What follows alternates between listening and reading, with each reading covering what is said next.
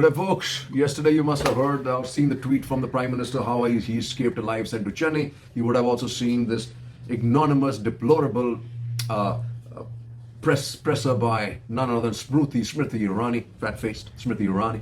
But hey, you can't reduce something what we are saying. PM's convoy halted in Punjab, security breach, political row erupts.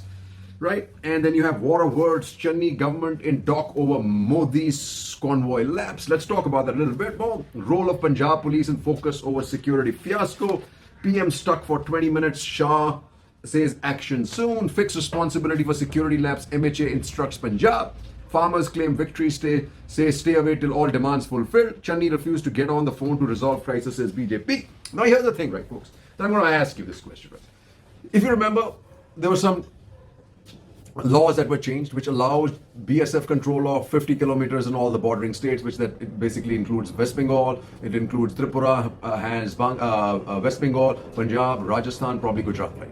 I am told, folks, and you must think about this and think about it, that this area where this breach happened was under the BSF, hence the Ministry of Home Affairs. The second is this SPG. Where was the SPG? Again under the Ministry of Home Affairs. They are supposed to do a security run, sanitization 1 hour before.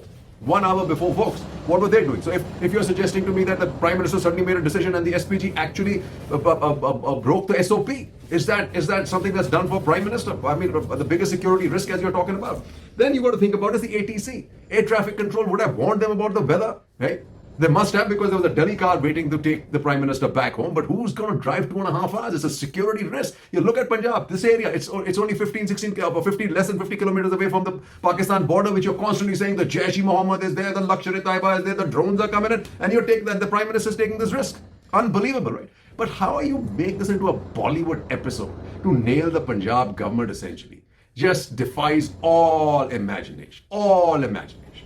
That a Prime Minister and somebody like Smriti Irani, of course, you know, there's clouds in her head, there's, lack of grey matter there. But this is what you do to a situation like this, right? And what do you remember? There were 3 MI helicopters there, folks. Remember this.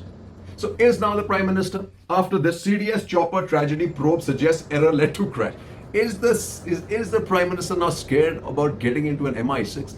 Okay, if he's scared, oh, so what? Chapan in Chati can be scared. Is there something more in the CDS's crash then? Because this Prime Minister is refusing to get on to a MI6, the MI helicopter. But at least the MI helicopter could have been used to do a sanitization run, right? You have 3 of them, you have 3 bloody helipads joined there. Think before everybody runs about saying security, and then all keep Punjab government. Hey, vested interest, man. Don't do it at the cost of Punjab, folks. Don't do it at the cost of Punjab. Vaheguru ji ka Khalsa, Vaheguru ji ki Fateh. इस पर क्या कहा? पत्रकार संजय शर्मा लिखते हैं, ये रीता यादव है, सुल्तानपुर में मोदी जी आए थे, वो हालात से नाराज थी तो उन्होंने काला झंडा दिखा दिया, आज उनको गोली मार दी गई। गजब हाल चल रहा है उत्तर प्रदेश में कानून व्यवस्था का। आप विरोध करो तो संभल कर करना। एफआईआर से लेकर इनकम टैक्स के छापे और गुंडों की गोलियां तैयार हैं।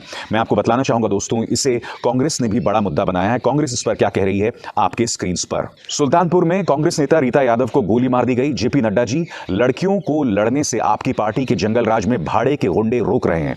महिलाओं की साड़ी खींचने वाले कायरों से इसी कायरता की उम्मीद है। बेटियों की एकजुटता से डरे कायर अब बेटियों पर गुंडे छोड़ रहे हैं। मैं फिर बोलना चाहता हूं, क्या रीता यादव का यह गुनाह है कि वो कांग्रेस की कार्यकर्ता थी? क्या काला झंडा दिखाना लोकतंत्र के अंदर आपका अधिकार नहीं हो सकता?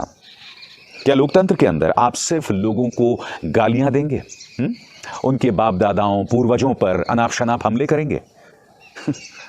और स्वतंत्र देव सिंह जब ये कह रहे थे कि 12 बजे लड़की निकल सकती है, तो क्या भूल गए बदायूं में एक 50 साल की महिला को एक पुजारी अपने समर्थकों के साथ घसीट कर ले गया, मंदिर में उसके साथ दुष्कर्म हुआ और फिर उसकी लाश को उसके घर के बाहर फेंक दिया गया?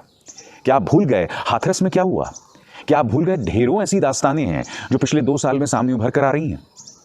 एक दिन छोड़कर कभी ना कभी लड़कियों के साथ दुष्कर्म या अपमानित करने वाले ऐसे तमाम मामले सामने उभर कर आ रहे हैं। आप कैसे नहीं भूल सकते हैं? आप कैसे रामराज की दुहाई दे सकते हैं? भारतीय जनता पार्टी को मैं एक तस्वीर और एक खबर दिखाना चाहता हूं जाते जाते। न्यूज़ 24 की खबर है, बुलंदशहर में पुलिस इंस्पेक्टर सुबोध सिंह की Whichever way it goes, right, the security is a serious issue, especially of the Prime Minister. Right now, we are a laughing stock in Pakistan and China because you have a Prime Minister who's claiming that he had a death threat or close to death in Punjab, a state that is Indian, right? Then you have Smriti Irani suggesting Sajish and blood from who? Are the Khalistanis trying to kill him? Is the ISI trying to kill him? Is it then the Sardars, just the Sikhs trying to kill him? Who? Or is she suggesting the Congress is trying to kill him? And that's diabolical, right? And while you should be worried about this, right? They should be worried about this. Transfer of Dalit land to trust in Ayodhya illegal, says Revenue. Cured, thank God. So then what happens now to all this land that's been hogged up by all these BJP guys? In UP, Sultanpur, woman Congress leader stopped at gunpoint and fired. This is the real state of women. Minor Dalit girl brutalized over theft suspicion in UP3. Held on protest for 81 days. Woman dies at stir site. This is Agra. So what do you think of women, right? Maya hits out at BJP exchequer money keeping them warm. This is there's this guy pointing out what shameful statements our home minister made about Mayawati. And they're also stammering in the court, right? But what do you do? Gujarat can't handle the court. Uploading of pics on bully buy similar to last year's Suli deal. So this is again women. Muslim women being auctioned, right? Bully by app Rao, Mumbai, Delhi police register FIR. This was registered last year in Delhi police because it belongs to the Home Ministry. Nothing was done because these are all guys part of this whole troll magazine, a troll army of the right wing, right? But because it's been filed in Maharashtra, Bombay, action. And you know there's only Manuwad and patriarchal thought process coming out of the RSS when you see this. Make panel looking into women's marriage age, gender inclusive. And really funny, this is you're talking about women's marriage age, right? And panel on marriage age has one woman out of 31 members. The men are going to decide. That's what happened forever, folks, right? Dalit woman reinstated as school cook. But first of all, she shouldn't have been thrown out. This is what men think about women. Haryana MLA, make provision for parents' consent in love marriage. And what does the Gujarat minister say? Harish Sanghvi won't spare those who trap girls in marriage frauds, says Gujarat minister. They're all control of women, right? The other thing they're worried about is in Belgavi, Bengaluru, Dalit Christian family assaulted for conversion 5 booked. In Rampur, Aditya targets SPU grab properties of poor Dalits. Now look at what has happened. He's talking about grab properties of poor Dalits and the revenue court is saying, hey boys, return the property back to the Dalits. What's he going to do, Mr. Yogi? What you going to do? What's he going to do when they come for you? UP में भी दिखाए थे प्रदेश की कानून व्यवस्था सुधारने के दावे भी बड़े बड़े किए गए, लेकिन योगी सरकार के दावे पर केंद्रीय के आयोग ने ही सवाल खड़े कर दिए हैं। जब से देश में मोदी सरकार आई है, लगातार दावा करती है कि देश में महिलाएं सुरक्षित हैं, खासकर उन राज्यों में जहां डबल इंजन की सरकार है, यानी जिन राज्यों में बीजेपी या उसके सहयोगियों की सरकार है। लेकिन अब मोदी सरकार की ही रिपोर्ट उनके दावों की पोल खोल रही है। राष्ट्रीय महिला आयोग ने देश भर में महिलाओं के खिलाफ होने वाले अपराधों को लेकर एक रिपोर्ट तैयार की है, जिसमें बताया गया है कि 2021 में महिलाओं के खिलाफ लगभग 31,000 शिकायतें दर्ज की गई थी, जो मोदी सरकार बनने के बाद से ज्यादा बड़ा आंकड़ा है। 2014 के बाद से सबसे ज्यादा है। लेकिन इनमें सबसे ज्यादा हैरानी वाली बात यह है कि इन शिकायतों में आधे से ज्यादा शिकायतें उत्तर प्रदेश से हैं। राष्ट्रीय महिला आयोग ने कहा कि साल 2020 की तुलना में 2021 में महिलाओं के खिलाफ अपराधों की शिकायतों में 30% की वृद्धि हुई है। ऐसे में योगी सरकार पर सवाल उठना लाजिमी है, क्योंकि योगी सरकार हमेशा से ये दावा करती आई है कि उसके राज में महिलाएं सुरक्षित हुई हैं। पिछले दिनों गृह मंत्री अमित शाह ने भी अपने संबोधन में कहा था कि अब यूपी में महिलाएं खुलेआम सोना पहनकर रात में भी स्कूटी पर घूम सकती हैं।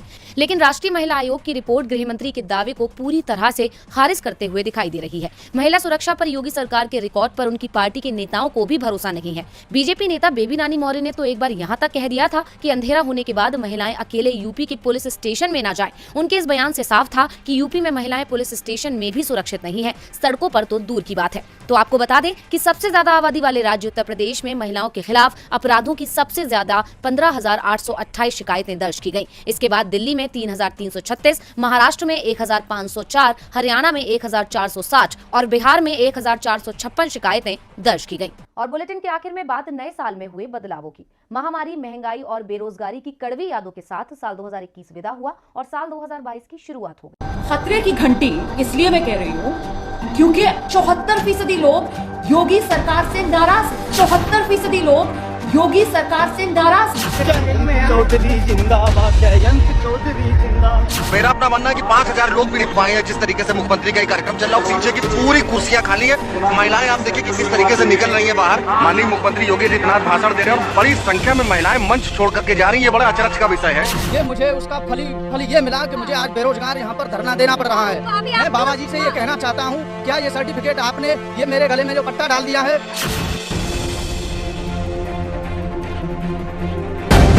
द लाइव टीवी, सच सबसे आगे। दोस्तों मैं बात हफीज हूँ Uttar Pradesh. So quick ending with the state of play in India. Woman in Uttarakhand engineering student held in hate app case. This is the Suli boy case. A woman is leading this whole bunch of people trying to pretend they are Sikhs to like kind of say Khalistan.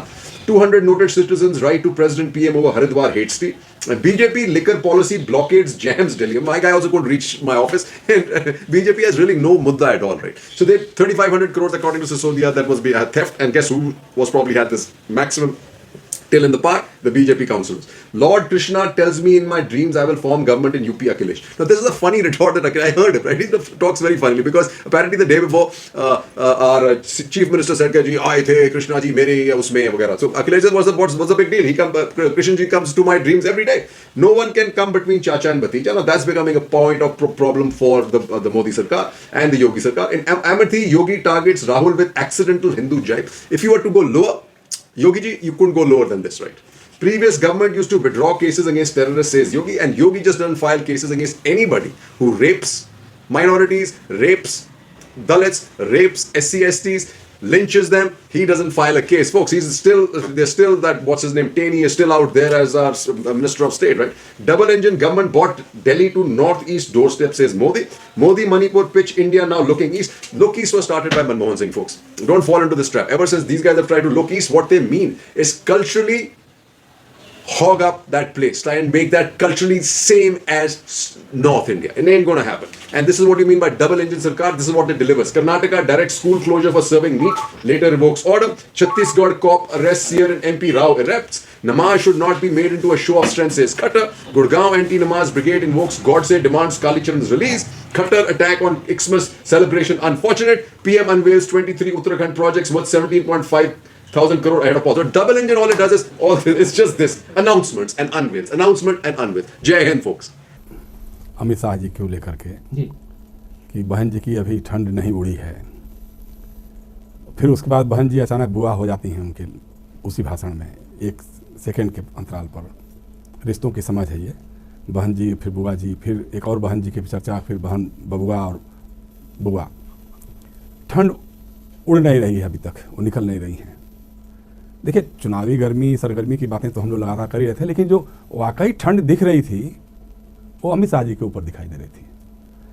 देख नहीं रहे थे आप मुरादाबाद में किस तरह से कांपते हुए मुरादाबाद भी नहीं बोल पा रहे थे. वो मुरादाबाद बोलने के चक्कर में वो कितनी बम. और दुर्भाग्य की बात है कि हमको आज अमित शाह जी से उनका भाषण सुनना पड़ रहा है, उस पर कमेंट करना पड़ा. हमने अटल बिहारी को सुना है, अटल बिहारी वाजपेयी को सुना है, हमने लाल कृष्ण आडवाणी, मुरली मनोहर जोशी जैसे लोगों को सुना है. अब अमित शाह जी अगर हमको रामायण के बारे में, राम मंदिर के बारे में अगर ज्ञान देंगे तो इससे बड़े हमारे जीवन का दुर्भाग्य और क्या हो सकता है. अब वो कह रहे हैं कि साहब वो अखिलेश भी चाहेंगे तो अयोध्या में राम मंदिर का निर्माण नहीं रुकेगा. अरे भाई, अखिलेश ने या मायावती ने या किसी ने भी कब कहा कि अयोध्या में राम मंदिर का निर्माण नहीं होना चाहिए. अब तो सही बात है कि आज तो अगर अमित शाह जी और नरेंद्र मोदी जी चाहेंगे तो भी नहीं रुकेगा, क्योंकि ये सुप्रीम कोर्ट के फैसले पे हो रहा है, सुप्रीम कोर्ट के फैसले में है. अखिलेश यादव या मुलायम सिंह यादव या मायावती या कांसीराम जो भी लोग रहे हैं, वो लोग ये कहते थे कि भाई सेकुलर ढांचा नहीं गिरना चाहिए, मंदिर बने भव्य से भव्य बने और आलीशान बने, लेकिन मस्जिद का विध्वंस गलत है, ये बात कह रहे थे. और आप हमको रामायण सिखाएंगे, हम पूर्वी उत्तर प्रदेश के लोग, अवध से जुड़े हुए लोग. आप समझा रहे हैं हमको कि साहब लंका में राम ने भरत से कहा कि जाकर के रावण से सुशासन का पाठ सीख करके आओ. अब आप हमको समझाएंगे कि मतलब भरत अयोध्या में राज कर रहे थे या राम के साथ वहाँ लंका में बैठे थे. अब कल को शत्रुघ्न को आप कहीं और एम्बेसडर बनाकर भेज देंगे ना. ये जो आप कर रहे हैं और आप समझा रहे हैं हमको उत्तर प्रदेश में रामायण और राम और इस सब की बातें, तो इसका कोई मतलब नहीं है. दरअसल बात क्या है, आपके अंदर कूट कूट करके शाखाओं से लेकर बौद्धिकों तक मनवादी सोच भरा हुआ है.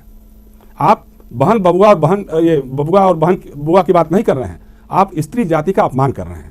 बहन जी ठंड उनसे उड़ नहीं रही है, या बहन का ये हाल है, ये आप स्त्री जाति का अपमान कर रहे हैं, दलित महिला का अपमान कर रहे हैं.